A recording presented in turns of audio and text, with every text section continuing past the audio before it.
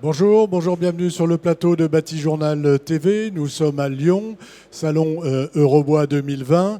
Et nous allons avec mon invité qui est Catherine Loisier. Bonjour. Bonjour. Vous êtes sénatrice de la Côte d'Or et vous êtes aussi présidente du groupe Forêt-Bois au Sénat.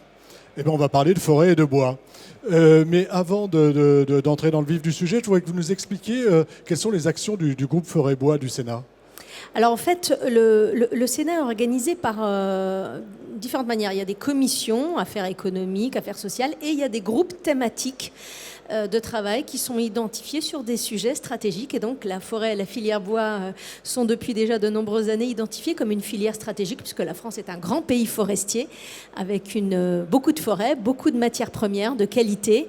Et donc l'ensemble de ce groupe de travail s'approprie, je dirais, les sujets à la fois d'actualité. Donc par exemple en ce moment, les problématiques liées au changement climatique et donc au dépérissement massif, notamment d'épicéas, mais aussi de hêtres dans tout l'Est, le Grand Est, aussi Bourgogne-Franche-Comté. Oui, on en a beaucoup parlé ici. Voilà, les sujets de l'avenir de l'ONF, les sujets de morcellement de la propriété privée. En tout cas, voilà, tout ce qui caractérise cette filière et tout ce qui peut, tous les leviers qui peuvent être actionnés pour la rendre plus performante, pour lui permettre de mieux répondre aux enjeux, que ce soit des enjeux sociétaux, changement climatique, développement durable, mais aussi enjeux économiques, performance, innovation des entreprises. Voilà. Alors ça c'est le travail du Sénat.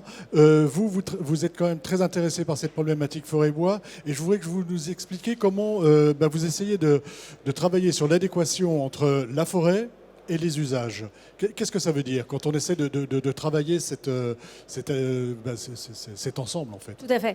C'est un enjeu stratégique de société. Je pense qu'on est aujourd'hui à un tournant dans beaucoup de domaines et notamment dans le domaine des matériaux et des matériaux qui peuvent à la fois demain servir à répondre aux usages et aux besoins de notre société, mais en même temps aux enjeux de changement climatique, aux enjeux de maîtrise des émissions de gaz à effet de serre. Et forcément, sur ces sujets, la forêt est un enjeu et un acteur majeur. Donc nous, aujourd'hui, au Sénat, nous nous interrogeons sur la manière dont nous pouvons rendre plus fluide à la fois la valorisation des espaces forestiers et donc de tous les services écosystémiques qu'ils rendent, dans ce que je viens de dire, captation de carbone, filtration de l'eau, création d'espaces de biodiversité où les gens aussi, les populations vont se ressourcer. Enfin, tous ces services, ce qu'on appelle environnementaux qui sont rendus par la forêt, comment on peut concilier ces attentes aujourd'hui avec celles des matériaux de demain et donc des entreprises. Quels matériaux, quelles essences de bois allons-nous utiliser demain, pour quels usages, pour quels besoins de la population. Et on est vraiment à une phase où, jusqu'à présent, on pouvait peut-être considérer que l'amont évoluait tout seul en plantant les essences, et l'aval aussi de son côté, tout en demandant à l'amont de lui apporter les ressources. Apporter du bois, les ressources nécessaires. Aujourd'hui, c'est plus le cas. Aujourd'hui, cette relation, elle se transforme du fait des changements climatiques, parce que demain, on ne pourra plus planter n'importe quelle essence, n'importe où, parce que demain, la population, la société, on le voit bien, nos concitoyens n'acceptent plus aussi facilement qu'on coupe un arbre.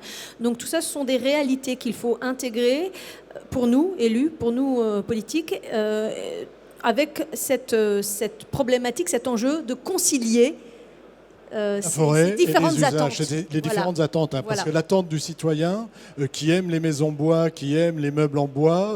mais qui n'aime pas qu'on coupe des arbres. Il n'aime pas qu'on coupe des arbres. Alors, justement, sur cette espèce sur cette contradiction, sur ce paradoxe, comment vous essayez de faire comprendre aux citoyens qu'à un moment donné, il faut couper du bois, et puis aussi faire comprendre peut-être aux entreprises forestières et puis aux utilisateurs du bois en tant qu'industriels, comment eux aussi doivent avoir dans la tête cette idée du citoyen qui a du mal. Comment on concilie ces enjeux qui peuvent paraître effectivement contradictoires, mais qui sont vrais dans tous les domaines, domaine de l'agriculture, c'est pas propre à la forêt. C'est pas propre à la forêt, c'est sociétal, on va dire. Tout à fait.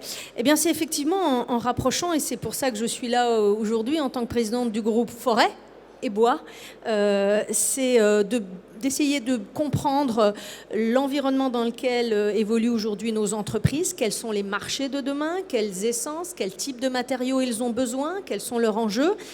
Et en même temps, en suivant ce qui se passe aussi au niveau de la forêt et voir comment on peut concilier. Par exemple, sur les territoires de production, où il y a effectivement de fortes attentes sociétales, eh bien, je crois que nous avons ensemble, acteurs amont, acteurs de l'aval et politiques, à travailler sur ces territoires, à voir dans quelle mesure eh bien, on peut continuer, par exemple, à planter des essences de résineux, mais jusqu'à un certain point qui est acceptable pour la population. Enfin, c'est trouver ensemble le bon équilibre, en fait. Voilà, le bon équilibre. Oui. Ne pas s'ignorer, trouver le bon équilibre, expliquer à nos citoyens que si on veut un beau parquet, des maisons en bois, faudra forcément planter des bois qui permettent de construire des maisons en bois, parce que tous les arbres ne permettent pas de construire des maisons en bois. Voilà. On va parler de construction bois et pas seulement de maisons. Aujourd'hui, la construction bois est en plein essor. On parle d'immeubles de grande hauteur. On a vu ici sur le plateau des immeubles de 18 étages et plus. Comment vous voulez booster ce matériau bois? Qu'est-ce que vous mettez en place? Comment vous réfléchissez au matériau bois et à la construction bois dans notre pays? Alors, il y a des acteurs qui sont sur ce sujet depuis déjà, des donneurs d'ordre, je veux dire, qui sont sur ce sujet depuis déjà de nombreuses années. L'association, par exemple, nationale des communes forestières, depuis plus d'une quinzaine d'années, met en place des dispositifs d'accompagnement auprès des communes, donc des acteurs publics, des donneurs d'ordre publics, pour favoriser les constructions des écoles, des mairies, des salles des fêtes, en ossature, globalement aussi avec du bardage bois. Donc ça, il y a un gros travail qui a été fait depuis des années, également aussi avec les maîtres d'œuvre, donc les architectes, pour être aussi les bons... savoir bien préconiser type d'architecture, voilà comment quand on rentre dans la mise en œuvre. Donc il y a tout ce travail qui est fait, qui doit aujourd'hui se déployer encore davantage. Ça a été notamment repris dernièrement dans la loi Pacte, où le gouvernement s'engage davantage sur l'usage de matériaux biosourcés. Avec aussi les perspectives, par exemple, pour les JO, d'engagement, et je pense que vous en avez parlé dans le cadre du contrat de filière avec M. Charmesson, voilà, d'engagement sur un usage massif du bois français. Du bois. Et du bois français. Voilà, et du bois français, si possible, effectivement, qu'on importe le moins possible, dans le cadre de ces échéances. Donc je pense que tous ces événements sont des éléments d'entraînement. Et puis moi je crois que tout naturellement nos concitoyens ont quand même un goût de plus en plus prononcé pour le matériau bois. Alors ça ne se traduit pas forcément par du bardage, mais en tout cas se tourne de plus en plus vers l'ossature bois qui offre quand même beaucoup de facilité. Rapidité, modalité. Tout l'aspect préfabrication, modularité, qui donne beaucoup d'atouts à la filière sèche, à la filière bois. Et qui a un bon bilan carbone. Voilà. Et je voulais qu'on en parle et qu'on en arrive là. On a bientôt la nouvelle réglementation environnementale qu'on appelle REV 2020 qui arrive. Aujourd'hui, on ne sait pas encore si la séquestration du carbone sera prise en compte. Vous militez pour, je pense. Bien sûr. Pourquoi il faut absolument qu'on arrive à prendre en compte la séquestration du carbone dans la RE 2020 ? Parce que ça sera la vraie plus-value pour utiliser du bois. Parce que si on dit qu'il faut utiliser des matériaux renouvelables mais qu'on ne met pas le paramètre séquestration de carbone, on ne met pas en avant la carte majeure du bois. Puisque la carte majeure du bois, c'est bien de séquestrer le carbone, à la différence des autres. Donc c'est essentiel si on veut vraiment booster l'usage du bois dans la construction.